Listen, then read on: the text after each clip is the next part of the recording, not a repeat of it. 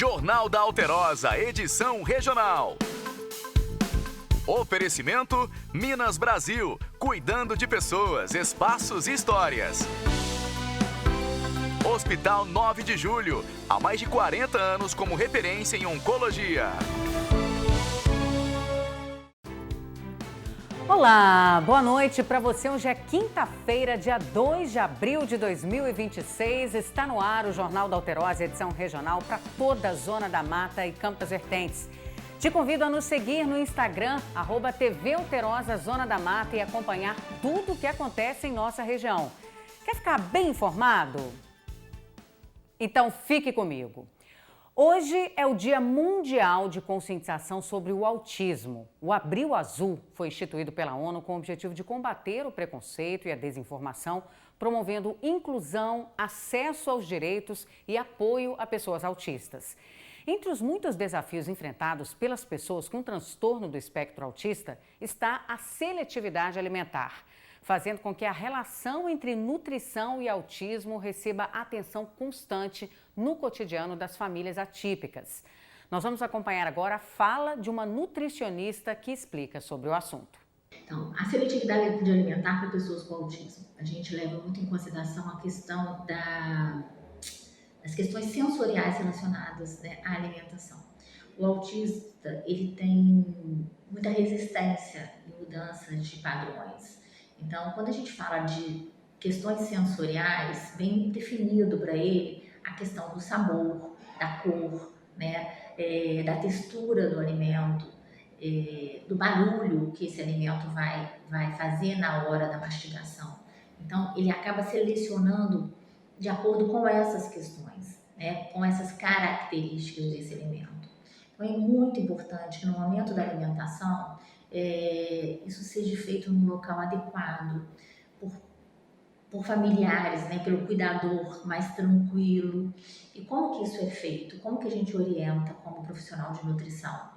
Que naquele lugar onde ele vai se alimentar, o talher seja adequado para ele, o prato não tenha muitas informações, que esse prato seja um prato de uma cor única, que não interfira na coloração do alimento, que essa pessoa que está fornecendo essa alimentação para ele, que na maioria das vezes é o cuidador, que 90% das vezes é a mãe, que esteja tranquila. Eu sempre oriento para essas mães que, se elas estão num período, né, de muita agitação, de compromisso, de horário para alimentar correndo, que ela se alimente antes, né, porque a fome é uma das coisas que fazem que a gente fique muito irritada, né? O indivíduo com fome, ele tem uma irritação.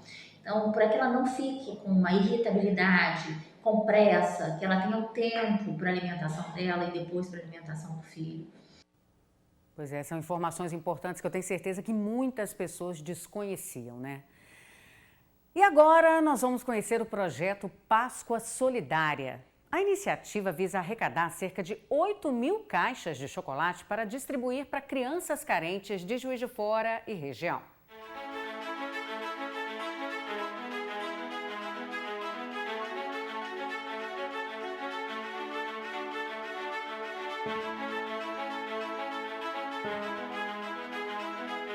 O Bruno, a Juliana e o Leandro são 3 dos voluntários do projeto Páscoa Solidária de Juiz de Fora. A iniciativa surgiu no ano de 2019 e busca contemplar crianças carentes com caixas de bombom. A campanha da Páscoa Solidária, nós vamos partir para o 7º ano. Essa campanha surgiu do convite de um grande amigo. Foi dessa forma: compra 10 caixas, eu compro 10 caixas e a gente abençoou 20 crianças. Eu sei que a prosperidade é mais que isso. Fizemos a primeira campanha um número de 190 caixas de bombom e veio crescendo.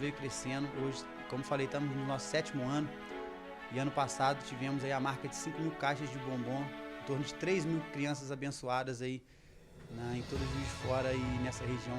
A campanha mobiliza vários voluntários e a comunidade juiz-forana. Leandro comenta a experiência dele em participar desse gesto de solidariedade. Esse ato de ser solidário, de olhar o próximo, né? Isso faz parte de mim desde que eu nasci. E a gente sempre viu e vem vendo isso aí, né? E agora, nesses tempos agora, que a gente viu isso mais ainda, né? teve as chuvas, muita gente desabrigada, e a gente ficou sempre pensando, e aí, fizemos já 6 anos, esse ano 7º, vamos fazer ou não vamos fazer? Chegamos a pensar em não fazer por conta de tudo isso que está acontecendo, né? Mas aí, agora não, esse ano a gente precisa fazer, a gente precisa ser ainda mais solidário. Depois da coleta das caixas de bombom, as doações são organizadas e distribuídas para as instituições e famílias carentes. Criada em 2019, a Páscoa Solidária arrecadou no ano passado mais de 5.000 caixas de bombom.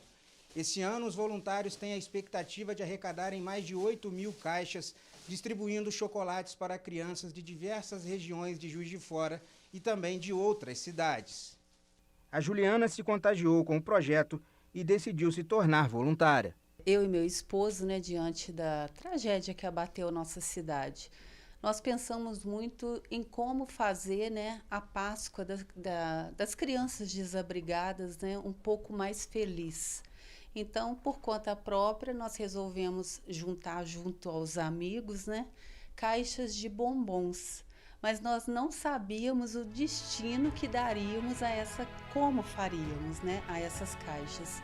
Então, eu conheci o projeto deles, da Mônica, através do Instagram, busquei algumas informações e vi que o projeto é seríssimo, uma emoção muito grande, uma experiência inesquecível, que eu acho que mais pessoas poderiam estar vivendo o que eu estou vivendo, que é abraçar essa causa com eles. Ah, que bacana. O que vale a intenção é o ato de amor aí doado nessas crianças, E olha só, gente, famílias atingidas pelas chuvas têm um novo canal de atendimento pelo WhatsApp para tirar dúvidas sobre auxílios em Juiz de Fora. Vamos ver. A Prefeitura de Juiz de Fora criou um canal de atendimento pelo WhatsApp para atender as vítimas das chuvas que deixaram 66 mortos e também mais de 8.000 desabrigados ou então desalojados. O número é DDD 32 3690 7001. Repetindo, 3690 7001. Pelo canal, os moradores também vão poder esclarecer dúvidas e também obter informações sobre benefícios, como auxílio à reconstrução, compra assistida, saque do FGTS e também o auxílio municipal de calamidade. Pois é, mais um canal de comunicação para sanar todas as dúvidas da população que vão surgindo também no decorrer desse processo de reconstrução da cidade. Vamos dar uma paradinha agora? Vou para um rápido intervalo e volto em instantes, não saia daí.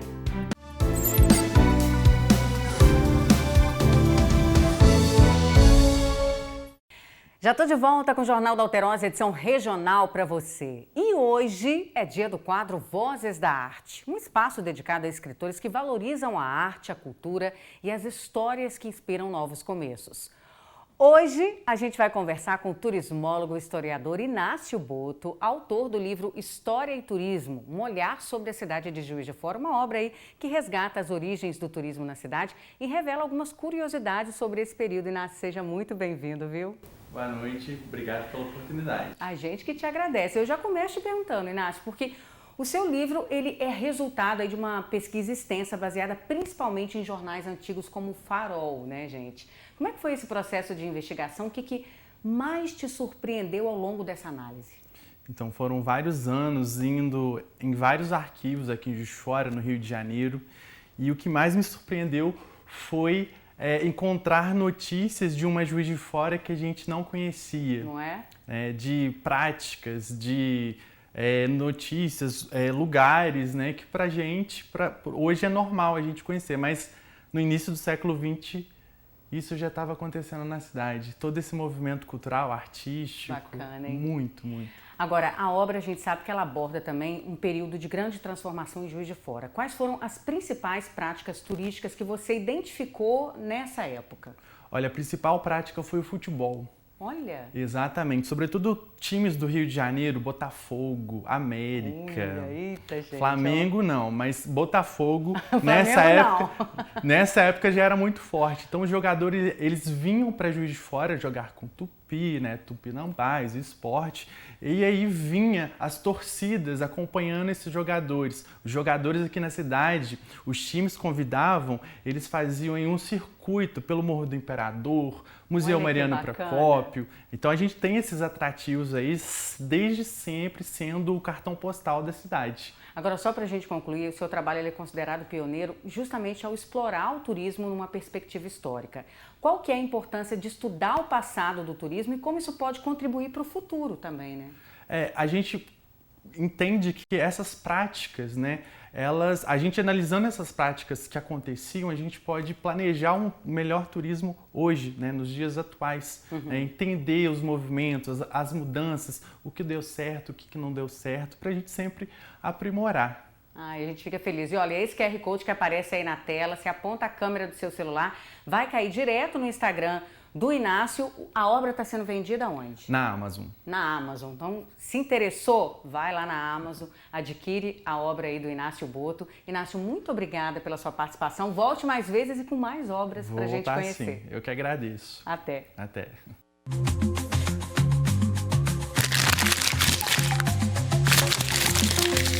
O Departamento de Estradas de Rodagem de Minas Gerais manteve a restrição a veículos de grande porte durante o feriado da Semana Santa.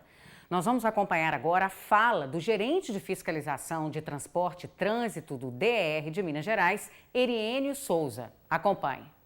Como sabemos, estamos aí às vésperas de um feriado prolongado, então o DR ele colocou restrições de circulação de veículos de grande porte. Então, você caminhoneiro, se atente aos horários, às restrições, para que você não seja prejudicado e não possa ter seu veículo autuado. E também isso é feito para garantir a segurança das pessoas que estarão em deslocamento nas nossas estradas nesse feriado. Você, motorista de veículo de grande porte, já fica sabendo dessa informação e passa ela para frente também. A Polícia Civil de Minas Gerais deflagrou nesta terça-feira uma operação em Juiz de Fora, na Zona da Mata, focada no combate a crimes cibernéticos e fraudes eletrônicas. A ação visou ao cumprimento de 2 mandados de busca e apreensão contra um grupo especializado na invasão de contas em sistemas governamentais. Nós vamos acompanhar agora a fala do delegado Arthur Benício. As investigações tiveram início a partir do registro da ocorrência pela vítima, noticiando a invasão do seu sistema gov.br, por meio da qual os criminosos procederam à abertura fraudulenta de contas junto às instituições financeiras, bem como realizaram saques, além de contrair empréstimos para aquisição de veículos de luxo em seu nome. Ademais, os criminosos também tentaram realizar a troca da conta bancária destinada ao recebimento de proventos de aposentadoria da vítima. Assim, com o apoio da Delegacia Regional de Polícia Civil de Juiz de Fora, foi dado cumprimento a 2 ordens de busca e apreensão domiciliar, onde foram arrecadados diversos documentos, dentre eles carteiras de motorista com indícios de falsificação, além de cadernos contendo anotações com simulações de assinaturas em nome de terceiros, indicativo de que eram utilizados para a perpetração dessas fraudes. As investigações prosseguem visando a identificação de novas vítimas, bem como de outros coautores. Pois é, está aí, portanto, o trabalho da Polícia Civil no combate aos crimes cibernéticos. E teve um outro caso, gente, um esquema também de fraudes eletrônicas voltado à aquisição de equipamentos odontológicos de alto valor em Juiz de Fora, na Zona da Mata, que foi ali desarticulada, né, pela Polícia Civil de Minas Gerais nessa quarta-feira com a Operação Sorriso Falso. A ação resultou na prisão em flagrante de 2 suspeitos e na recuperação de diversos itens especializados, muitos deles ainda em embalagens lacradas mesmo, que seriam destinados ao mercado clandestino. Nós vamos acompanhar agora a fala do delegado Márcio Rocha. A operação consistia na captura de uma associação criminosa que utilizava dados de cartões de crédito de terceiros para obter materiais odontológicos. As investigações tiveram início a partir da denúncia de um empresário que vende esse material odontológico. Através de links de pagamento, essa associação passava cartões tentando obter o material odontológico. E, além disso, eles mandavam um motoboy ir presencialmente na empresa retirar os produtos e levar até outro membro da associação. A partir daí, nós conseguimos identificar uma terceira pessoa, que é responsável por captar os dados dos cartões e repassar para outros integrantes da organização. As investigações continuam, a Polícia Civil está atenta para todo tipo de crime e fraude que venha a ser cometido na cidade. Pois é, impressionante a capacidade de organização dessa quadrilha ao aplicar esse tipo de golpe, né, gente? E olha só, Corpo de Bombeiros foi acionado na noite dessa quarta-feira para atender uma ocorrência de soterramento no complexo Estrela Sul, em Juiz de Fora. Ao chegar no local, a vítima de 50 anos de idade já havia sido retirada por outros trabalhadores presentes no local. Uma equipe do SAMU ainda realizou manobras de ressuscitação cardiopulmonar, mas, infelizmente, o homem não resistiu aos ferimentos. Uma segunda vítima, atingida parcialmente pelo soterramento, estava consciente, foi avaliada aí, pela equipe de atendimento pré-hospitalar, e o local do acidente, que é esse que você está vendo aí nas imagens, foi isolado pelas autoridades competentes e o caso agora vai ser investigado. Eu vou dar uma paradinha, a gente vai para um rápido intervalo e eu volto já já.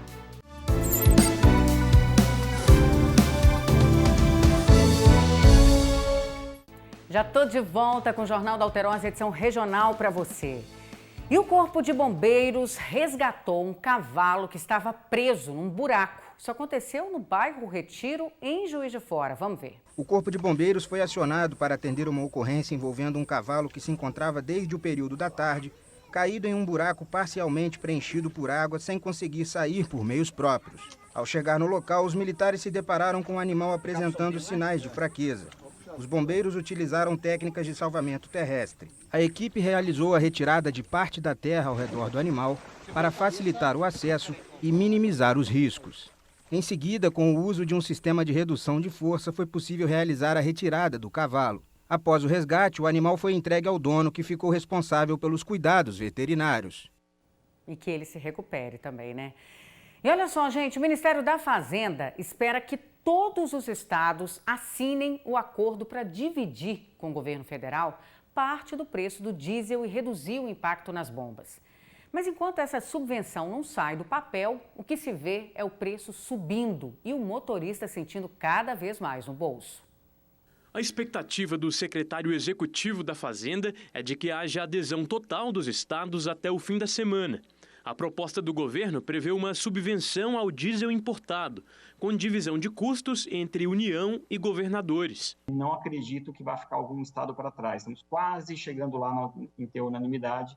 E se não chegar e não tiver, ok, é responsabilidade daquele estado essa decisão, mas eu acredito que tem totais condições a gente alcançar aí até o final da semana a unanimidade. Na prática, o desconto pode chegar a R$ 1,20 por litro, dependendo da cadeia de distribuição. Mas a medida provisória ainda precisa ser publicada. O Distrito Federal era a única unidade da federação que tinha decidido não aderir ao acordo. Mas a governadora Celina Leão voltou atrás após uma conversa com o ministro da Fazenda. Nessa quarta-feira, 1º de abril, os combustíveis estão mais caros aqui no Distrito Federal. A gasolina subiu 5 centavos, o diesel 15. E para quem está na estrada, o peso na conta começa a aparecer. O José veio da Paraíba para Brasília. E para pegar a estrada de volta, vai ter que encher o tanque com diesel mais caro. Aumentou de novo. É para acabar. Fica bastante pesado, hein? Infelizmente. Já o Marcelo, que veio do Rio Grande do Norte transportando melões, teve um aumento de quase R$2.000 nos custos da viagem. Eu nunca vi desse preço, não. Desse preço que está hoje, não. Tem canto que está chegando a R$9.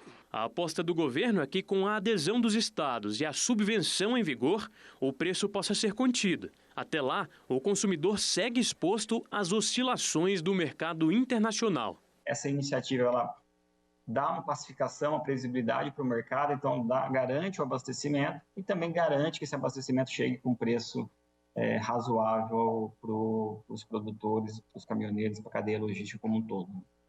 E quem sofre é o consumidor, no caso os motoristas, né, gente? O governo federal estuda medidas para reduzir os efeitos do aumento do preço internacional do petróleo. Depois da alta do diesel, agora o receio é a disparada no gás de cozinha. Para o lanche ficar pronto, a chapa precisa estar bem quente.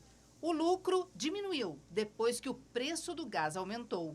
Hoje o gás subiu quase 20%, a gente quase R$2 em quilo da coisa. E hoje não tem como a gente repassar esse valor, né? Então está impactando o bolso. Cerca de 75% do gás de cozinha consumido no Brasil é produzido pela Petrobras. Os 25% restantes são importados. Atualmente, o preço médio do botijão passa de R$110. Mais de 50% do valor fica com as distribuidoras e revendas. A outra parcela maior com a Petrobras. O restante é imposto. O Sindicato Nacional das Empresas Distribuidoras de GLP informa que tem monitorado os efeitos da disparada do petróleo por conta da guerra. Diante deste cenário, o Sindigás afirma que solicitou ao governo federal a atualização no preço de referência do gás de cozinha. O governo federal já prepara um conjunto de medidas para conter os efeitos da disparada do petróleo no exterior, com foco direto no bolso do consumidor. Entre as alternativas em avaliação pelo Ministério está a criação de um apoio financeiro por um período limitado para o gás de cozinha. O receio é de que o aumento do gás impacte no programa Gás do Povo, que oferece recarga para botijões de 13 quilos aos cadastrados do Bolsa Família, com renda de até meio salário mínimo por pessoa.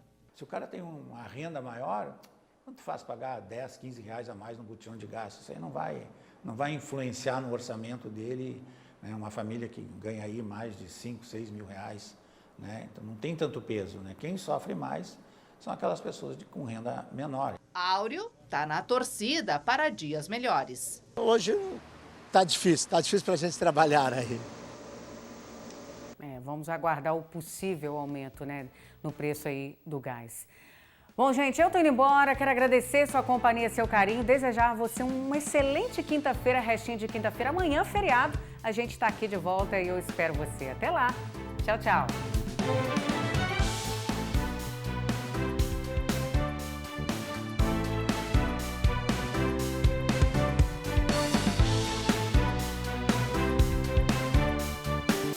Jornal da Alterosa, edição regional.